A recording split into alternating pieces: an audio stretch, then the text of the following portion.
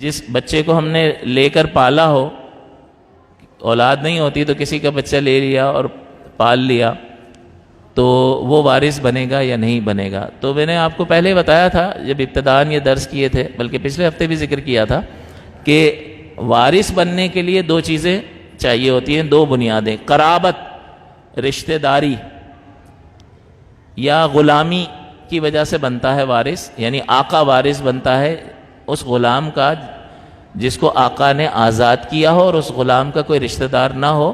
تو اس صورت میں، چونکہ ابھی غلامی کا دور نہیں ہے تو اس کو ڈسکس نہیں کرتے ہیں، صرف اس چیز کو لے لیتے ہیں کہ وراثت ملتی کیوں ہے، اس کا سبب قرابت ہے، رشتہ داری. اور یہ قرابت دو طرح کی ہوتی ہے، ایک سببی ہوتی ہے اور ایک نسبی قرابت ہوتی ہے. سببی قرابت نکاح کی وجہ سے دو افراد میں ایک رشتہ جڑ جاتا ہے اور بیوی شوہر کی وارث بنتی ہے اور شوہر بیوی کا وارث بنتا ہے.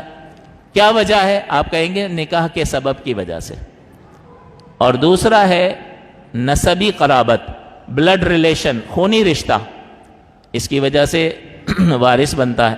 بس یہ دو وجوہات ہیں، یا نکاح کی وجہ سے بنے گا یا خونی رشتے کی وجہ سے. اب اس کا جواب آپ خود نکال لو کہ جس بچے کو آپ نے گود لیا ہے وہاں خونی رشتہ تو نہیں ہے. جب خونی رشتہ نہیں ہے تو وارث بنے گا؟ نہیں بنے گا.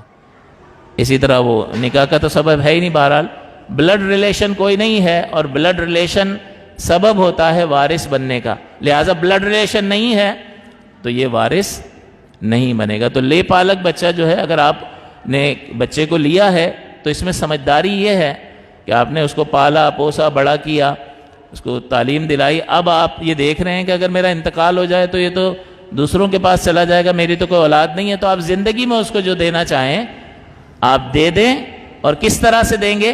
مکمل قبضہ اور کلی اختیار کے ساتھ اس کو دے دیں گے.